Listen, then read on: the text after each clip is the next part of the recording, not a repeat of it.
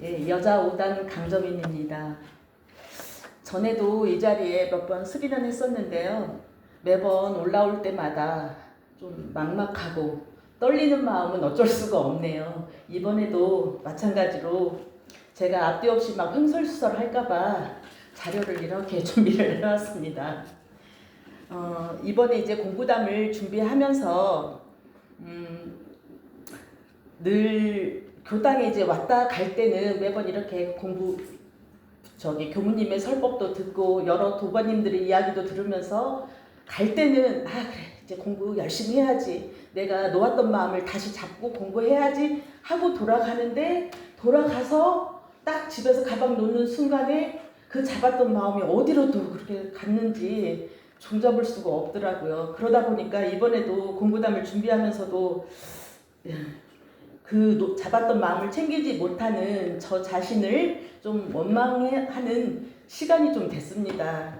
그러면서 이제 저에게 원불교는 과연 어떤 의미일까, 그리고 제가 원불교와 어떻게 인연이 되어 이 자리에 왔을까 하는 생각을 해보는 계기를 갖게 됐습니다. 저는 이제 40년 전에 원광대학교 병원에 입사하기 위해서 친구의 이제 어머님 연원으로 해가지고 원불교에 입교를 하고 병원을 다니면서, 물론 이제 시간이 될 때 법회를 보기는 했지만 그때마다 딱히 뭐 설법이 귀에 들어온다거나 아니면 일원상 성을 암송하기는 했는데, 보지 않고 저 스스로 암송을 하긴 했는데 그게 무슨 의미이고 또 이제 그 모르는 의미를 알고자 노력을 하지도 않았던 시간이었습니다. 그래서 그때의 원불교는 저에게 단지 일하기 위한 발판이자 도구이지 않았나 하는 생각이 들었고요. 그리고 이제 결혼을 해서 보니까 시댁의 종교가 원불교였어요. 그래서 제가 교당에 나오고 또 이제 이렇게 원불교에 대해서 뭔가 법문도 조금 들으려고 하면은 저희 시부모님께서 굉장히 좋아하시더라고요. 그리고 또 예뻐해 주시고요. 그러다 보니 그래서 그리고 이제 또 저 아기를 갖다가 이제 시부모님께서 봐주셨는데, 일을 하면서 전주에 오려고 할 때마다 시간이 좀 빠듯했는데 그 시간을 교당도 오고 시부모님께 예쁨도 받고 아기도 보고 하려고 하다 보니까 이제 교당을 나오는, 더 이제 안 빠지고 이제 나오려고 했던 그 시기에는 저에게 원불교는 약간 효도의 의미의 원불교가 아니었나 하는 생각이 들었습니다.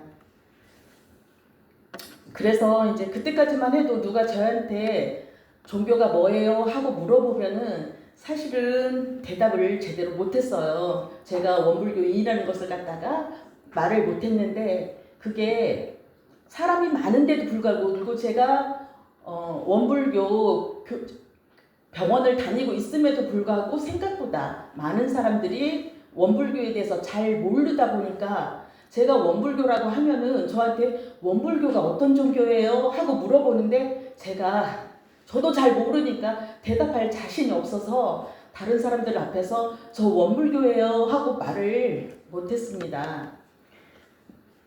물론 지금도 이제 많은 시간이 흘렀지만 저한테 원불교가 어떤 종교인지, 또 원불교를 믿어서 어떤 좋은 점이 있는지, 제가 그 40년 전에 비해서 지금에 와서 어떠한 변화가 있었는지 사실은, 그리고 또 강정인에게 진정한 서원이 무엇인지 이제 자신 있게 답할 자신은 없지만, 그래도 요즘은 제 주변에 이제 사람들, 친정 식구나 친구들, 그리고 모임에서 제 종교가 세상 무해한 원불교이고, 또 원불교를 통해서 심신을 단련하고 천지 만물에 감사하면서 상생하는 법을 익히려고 하고, 더 나아가서는 종교나 삶에 대해서 단순히 시간의 흐름 정도로만 생각하고 있는 요즘 젊은 세대들이 그렇잖아요. 종교 하면은 왠지 내 시간을,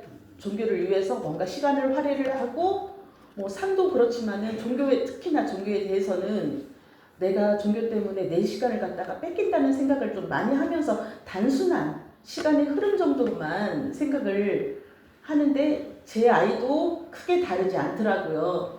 그런 제 아이도 저와 저희 가족과 더불어서 이런 가족으로 자성불을 밝히고 이제 몸과 마음을 쓸 때 원불교가 주춧돌이자 지시등이 됐으면 하는 영생의 종교로 저한테 지금 자리 잡아가고 있습니다. 저한테 이렇게 원불교의 의미는 지금 변화가 되고 있고요. 그러다 보니까 이러한 영생의 종교로 이제 흔들림이 없도록 하기 위해서 제가 공부를 열심히 해야 되는데, 사실 아까 들어오는데 교무님이 공부당 준비 잘하셨어요 하시는데 그 잘자에서 제 마음이 딱 걸리더라고요.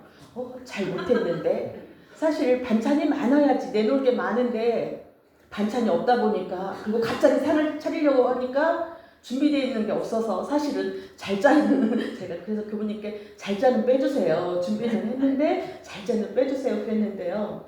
그러다 보니까 이제 이렇게 분명히 저한테 영생의 종교로 자리 잡고 같이 그냥 끝까지 이렇게 가야 될 종교인데, 제가 많은 준비는 하지는 못하고 있지만 이렇게 그래도 흔들림이 없도록 하기 위해서 제가 가장 좀 중요시하는 부분이 유무념 공부인데요.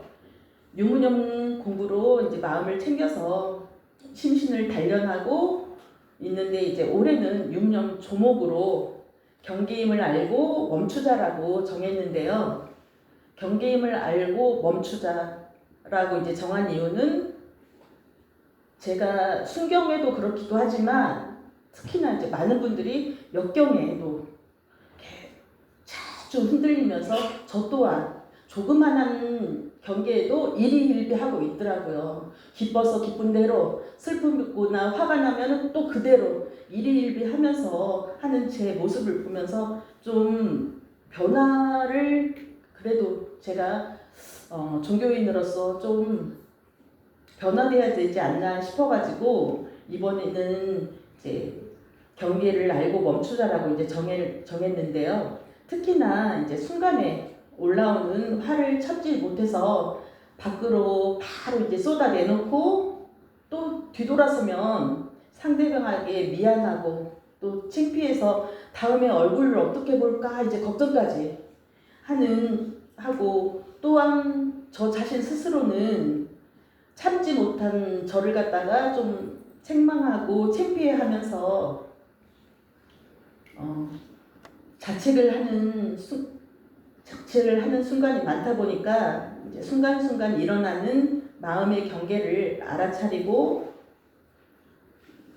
멈추는 연습을 통해서 내면의 평안을 얻고자 화가 나는 감정, 또 요동치는 감정을 알아차리고 그때마다 이제 속으로 그래 그러면 어떻게 이걸 멈추지 해서 이제 그래 그러면 한번 속으로 나무아미타불을 그때마다 눈 질끈 감고 나무아미타불을 외워보자 했는데 생각보다 안 외워지더라고요.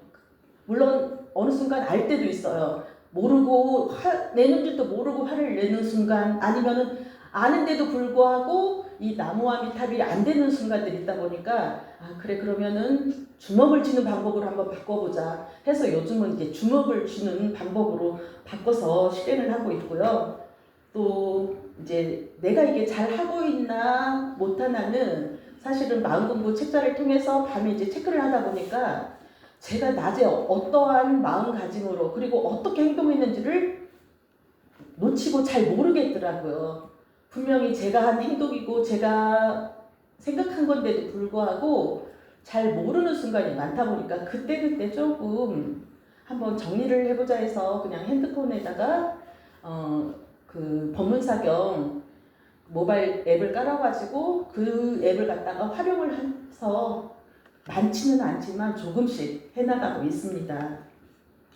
그러면서 이런 훈련을 통해서 물론 지금도 순간순간 욱하고 화를 내거나 아니면은 간신히 이제 화를 내지 않고 눌러 참기는 하는데도 눌러 참은 순간조차도 제가 그 화를 못 내가지고 저 스스로 그 화를 못 내서 또 그 순간을 되풀이하고 그 생각을 막 거기서 벗어나지를 못하고 있어서 물론 지금도 이제 그런 저 자신을 보기는 하지만 냉장고 앞에 이제 붙어 있는 유문형 조목을 볼 때 그리고 또 마음 공부 책자를 갖다가 체크할 때 제가 이 챙기는 마음을 놓지 않고 노력하고 있다는 이제 뿌듯함과 심지의 요란함의 강도가 조금씩 약해지고 있음을 느끼면서 그래 나 공부하고 있어 하는 생각을 하고는 합니다.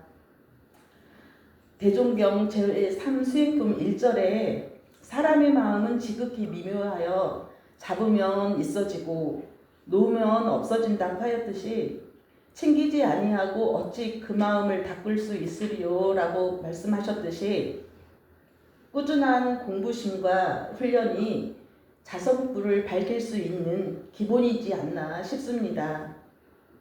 늘 깨어있고 챙김을 통해 인간의 몸으로 온 이 생을 허비하지 않고 빈손으로 돌아가는 어리석은 강정인이 되지 않도록 노력하겠습니다.